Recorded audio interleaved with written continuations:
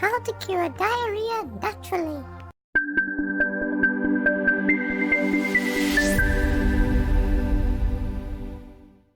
Eat a banana. Bananas are rich in potassium and can help beef up your stools with its mushy, easy digestible texture. Have some rice. Low fibre foods such as rice help your stools to become firmer. Eat an apple. Apples are a powerhouse for nutrients. This can help you to restore those lost nutrients during diarrhea.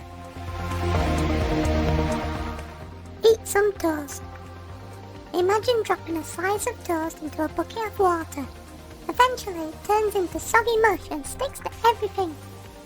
This is what happens inside your digestive system, and it will help bind together any leftover food, forming a much firmer and solid stool. Remember the most important thing to do. Drink lots of water. That's better. Thanks for watching Lemons Health. Please subscribe for more health videos and be in with a chance to win a free packet of lemon mints, so you can make your breath smell just as good as mine. Bye bye!